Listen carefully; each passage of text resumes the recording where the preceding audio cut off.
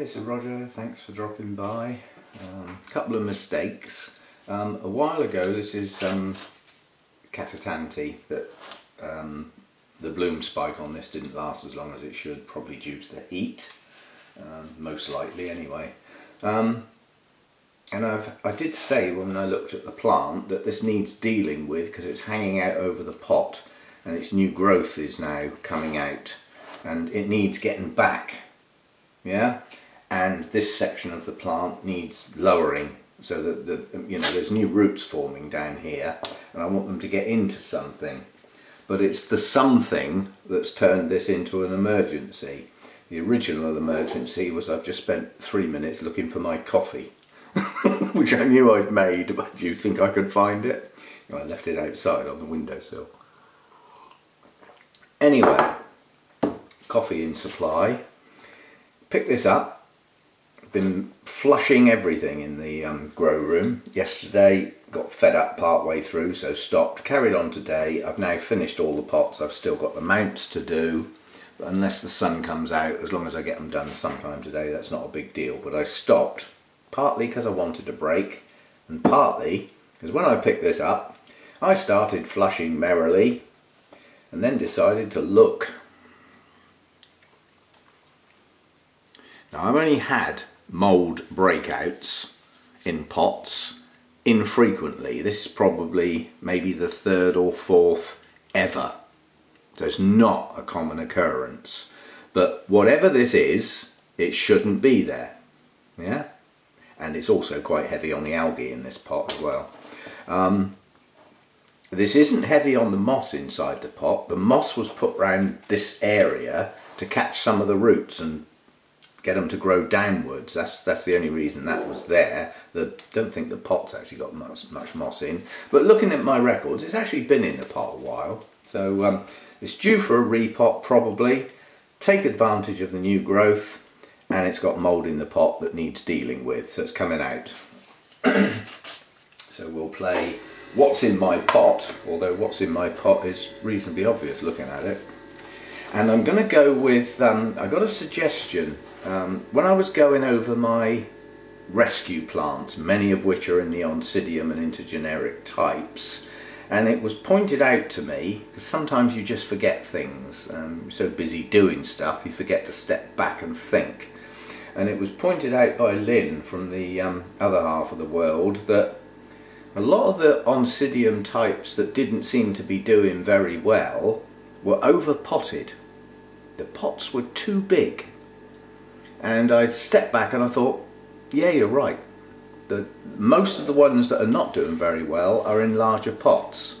My excuse was probably not having the right size pot. And going down a size, the plant won't go in. So you go up a size, you go to where you've got. And some of them were, I mean, this is in a large pot. Now originally when these bulbs were leaved, maybe it wasn't too big, but I still think that's well on the large side. So we will go down as far as we dare, but part of this plant's coming off anyway. I'm certainly not repotting all of it. Are you going to come out gently? Yeah. Yes, you are. Okay, now it's out. Don't want it dropping in my coffee, do I? Now it's out of the pot. You can clearly see lots of little white things. Now, it's difficult to say what they are. It's highly unlikely they're the eggs of any form of bug. To have that many eggs throughout the media, the bugs would be apparent, wouldn't they? So it's some sort of mould. I wish I hadn't watered this. I hate repotting plants when they're soaking wet. But it needs repotting. It has got roots. You know, it's even some of the older roots are green with growing tips over here. Yeah, so it's got a root system. That's not its problem. But mould in the pot. Now look, this is typical of these types of plants. The good roots are around the outside, the rubbish roots are in the middle and have died off. But I need to go careful because in amongst them are some good roots. I'm just going to tease gently for now, and then we'll get under the tap and get the worst of it off. And then we'll get the old skizzers and trim off the stuff that obviously isn't growing. And and then we'll reduce the size of the plant considerably, I suspect, when I get at it, and we'll see what we've got left. And I'm thinking in the back of my mind that I want to get this in a small pot, so I may be taking a bit more off than perhaps I would do, but there's a lot of dead roots, but more than sufficient live ones. You have to bear in mind the majority of this plant is not growing. The bit that is growing is a new growth, singular, one.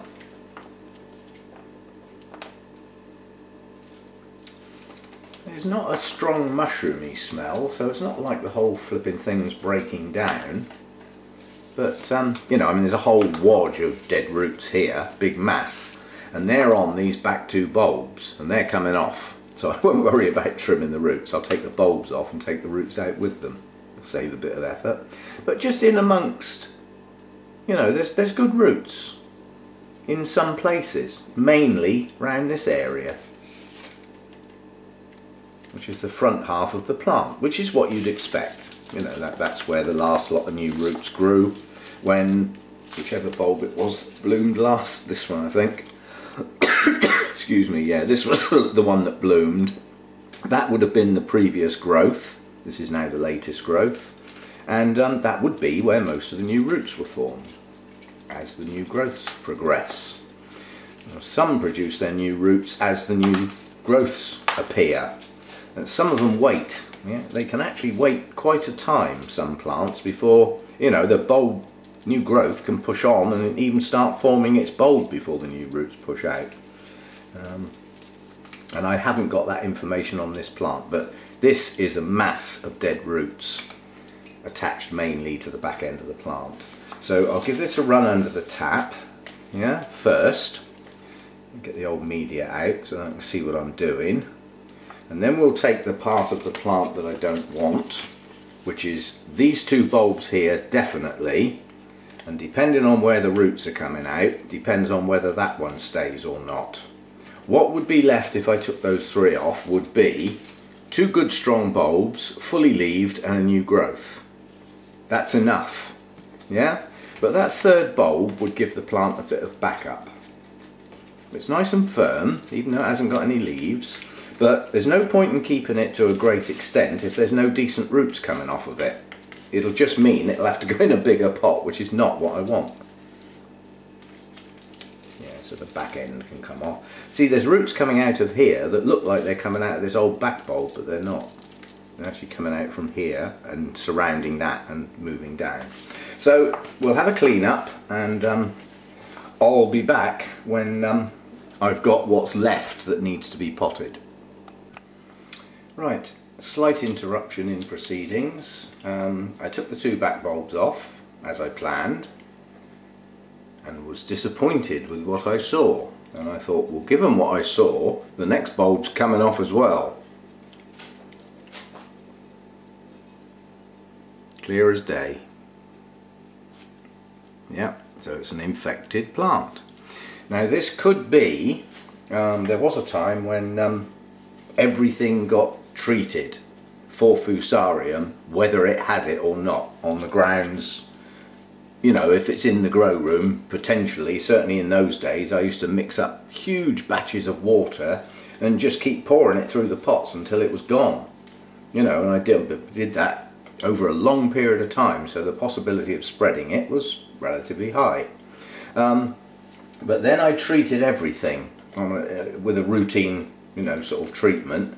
And the thing is with fusarium is if it's in an older part of the plant, which you then treat, and the plant then starts growing clean, at the point where you come to take the old part of the plant off, it's still there, it's still visible, but it may not be active. That's the difference. You know, if your decent fungicide and treatment regime has actually stopped it dead in its tracks, then although it's still there, it's no longer going to spread through the plant. So the proceedings have stopped while this plant gets a flipping good treatment with fungicide on the just in case grounds. And in theory I ought to do the roots with something like that anyway because of the mould that was there. Yeah? So yeah, I'll have to treat this, and because of that I'll have to go careful how I handle it from that point, and it might even be better to wait for it to dry off again. So it's going in there whether it likes it or not. Literally, it will be got in there by hook or by crook, because it's not going in a big pot, it's going in a small pot. Anyway, I'll get it treated best I can, and then I'll be back. There's one thing that is always worth bearing in mind when you take a plant out and come to repot it. That's a good time, because you can get at them, to remove as many of the sheaths as you possibly can, because sometimes they will inhibit root growth by, you see these roots have stuck up in the air and then come out. That's because that sheath was in place. Yeah, well, hopefully if they don't break and they're flexible enough, I can now get these down in the pot. Anyway, treatment first. Should I put it in the pot first and then treat it? No, because I won't get at the roots properly. Treat it first, and then approach with caution on the grounds. I'm probably going to get some on my hands, but I'll minimalise it as best I can. Okay, that's dried off, well, sufficiently for me to use anyway. What I did was I put the plant in front of the fan in the grow room. That dried it off quite quickly. It's not perfectly dry, but it'll do. And the first job is to seal that wound, so get a bit of cinnamon on there just to dry that off, especially as we've had some sort of mould in the pot, so we don't want a wet, soggy, open wound going into the new media. Okay, that's that done. It's the sort of thing I'd easily forget if I don't do it while I think of it. But, ooh, apple pie. Instant. As soon as I get near cinnamon I think of apple pie. I haven't got any. I can imagine, wish, whatever you like. Now I'm going to get asked, so I'll do it now. What did I use? I used that. Yeah. The low-level chemical in there is one of the ones that Anna Maria's got on her list, and I've used this before and it works, so I've got no reason. I was going to say I've got no reason to get anything else, but in this country you can't get much else. That's about it. There isn't much else you can get that's a systemic fungicide that gets right inside the plant and is on Anna Maria's list for dealing with Fusarium. So that's what I've got. I'm not going to try and pronounce the low-level chemical. If you want to know what it is, look up their website and read it for yourself, because it's a word about 8 foot long with loads of hyphens in. So that's what I've used. Yeah.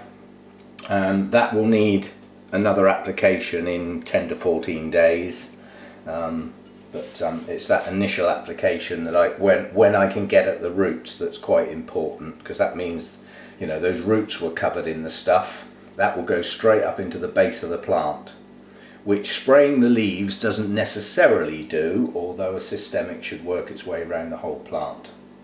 Well, that's the theory that they tell us. If you get it in through the roots, you know it's got it to the base of the plant. That's the way I look at it. Fail safe and all that. Right, this is small bark, and I'm not going heavy on the moss, but I want some in there. Reason being, I mean, quite a few of my Oncidium types just go in bark, but it's not dependent on the plant size, it's dependent on the root system. Now, although this is a giant of a plant, these are not huge, big, fleshy, thick roots like some Oncidium types have. It's quite a fine root system, really. Yeah, these are not great big chunky roots, they're quite fine, so they'll be happy in fine bark. Yeah, it's geared up to the root system. Bigger the roots are, the bigger the media you can get away with, basically. And also, you know, the Oncidium types do like to stay moist longer than quite a few other orchids, so a bit of moss in there will aid that, save watering it quite so often, but not so much as it keeps the media soggy. This is not something that needs to stay continuously moist, and certainly in the winter time it will dry right off in between watering because of the cooler temperatures and the shorter days. It won't be using the water as fast. Right, as I said, it's going in this pot whether it likes it or not, because the next size up isn't far off what it's just come out of. and there's only less than half of the plant left now. So it's an air cone pot, and it's got some large bark in the bottom to keep the air cone open, and that helps stop the bottom of the pot stay wet. It means air can get in underneath and help dry off the base of the media. Right, let's see if we can jam this thing in there then. A little bit on the bottom. And let's see what we can do. And obviously the plant itself has got to go right at the back of the pot, leaving room for that new growth. And this will have to be teasing it in gently, because some of the roots are still quite long. I haven't trimmed any roots. By taking the back end of that plant off, all those dead roots came off without cutting. They just came off with the old pseudo-bulbs. Now these roots that were heading skywards have actually tucked in okay. If they were bone dry, they'd be brittle, but they're not. So that's not too bad. We'll get a bit of media around the back of the plant so that I can push up against it. It's difficult to do afterwards. So at the moment the plant is in the middle of the pot, but it's not staying there. It's just going there to allow me to get some media around the back. And I don't need it to be right up burying the rhizome, it just needs to be in place. So that's probably high enough round the back. It's round here that the height of the media is far more important, which is where new roots are, and more new roots will form. And this is quite a dense root system. I wonder what the chances are of this pot standing upright without being staked. It has got a lot of roots. Now if they're packed in pretty tight but without breaking them all, it should stay up on its own.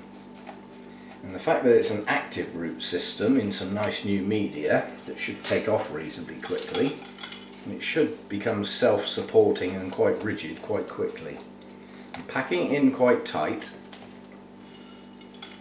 but not enough to break the roots.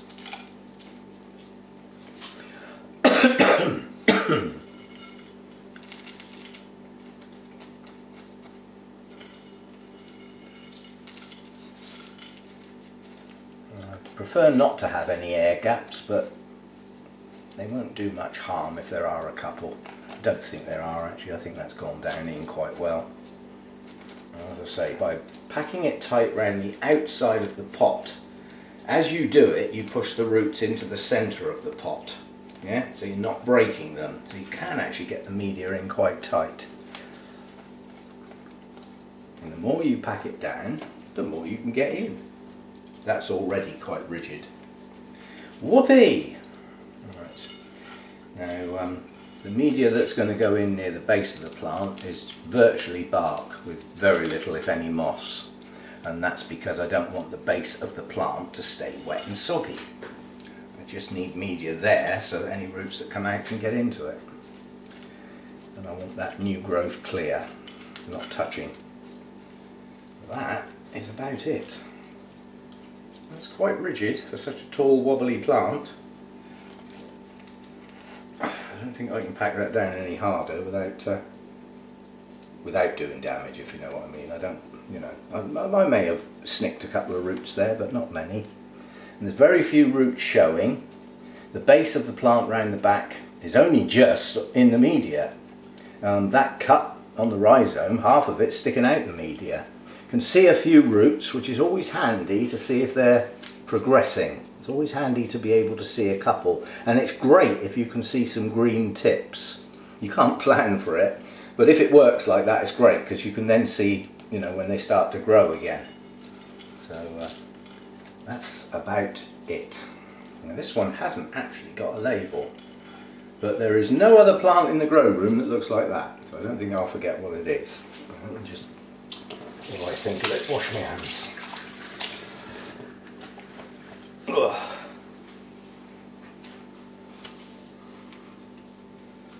If you get insecticides or fungicides, there's a very important line that you should look for in the what to use it for. Yeah, it's on the end there. Yeah, advanced some or other fungicide mixture for control of common diseases, of roses and ornamental plants.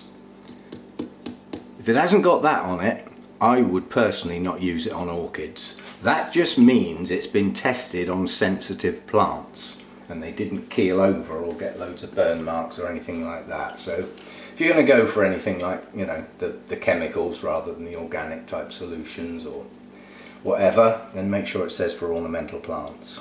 Okay, well, I'm happy that doesn't need staking, and I will get a label for it, tag. But as I said, there is no other plant in the grow room that looks like that. And 10 to 14 days, that will need another good spray with the fungicide. And what I'll do is, it says should not be applied to plants when the roots are dry. I will probably wait till that media is quite dry so that when I spray the plant, I can put a hell of a lot of the spray into the media and it will run down and get soaked up by the roots, because I now can't get at the roots, they're in the media. And then not long after that I'll water it. Yeah, so it'll give some of that chemical chance to trickle down in the media and get on the roots, get soaked in, and then water it through. So that's hopefully solved the mould problem, and fingers crossed it's got at the other problem that I didn't know that plant had at the time. So hopefully that's dealt with it. And I'm sure somebody's going to want updates. There might be quite a few people want updates on that, because it's you know, a definitive purple ring around the rhizome. You might have to remind me every now and again, how is the Catatanti doing, the one with Fusarium? I'm quite happy to do updates like that, but with everything else I'm doing, they often get forgot. So, see you next time. Thanks for dropping by.